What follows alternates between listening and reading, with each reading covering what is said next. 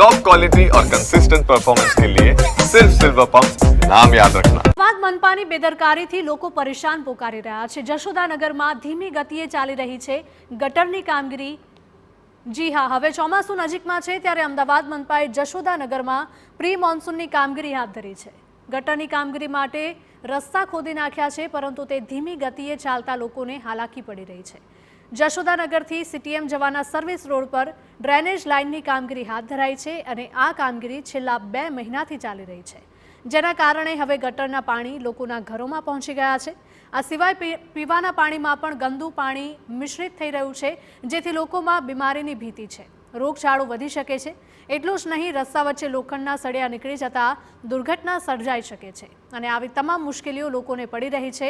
ત્યારે એવી માંગ છે કે તાત્કાલિક ધોરણે ગટરની કામગીરી પૂર્ણ કરવામાં આવે અને રસ્તો ક્લિયર કરવામાં આવે। છેલ્લે 2 મહિનાથી આ સમસ્યા તકલીફ એ કે આ ખાડા કરે તો જવાનું કઈ જગ્યાએ અમારા ઓલરેડી ફેક્ટરી ચાલુ અંદર તો ફેક્ટરીમાં માલ સામાન જ નહીં આવતો, ગાડીવાળા અંદર આવવાની જ ના પાડે, શું કરવાનું કહો?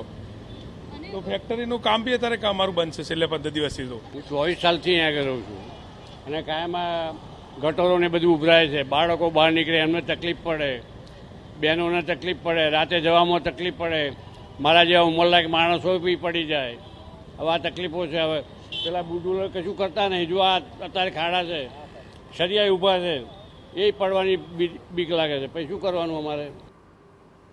આજે ચોમાસું નજીક છે અને એ લોકોનું કામ પૂરું થયું નથી। આજે ચોમાસામાં જ્યારે પાણી ભરાશે ત્યારે ચોમાસામાં જે છોકરાઓને હાલાકી થશે સ્કૂલમાં જવાની અને એમને કંઈ થશે તો એની જવાબદારી કોણ લેશે?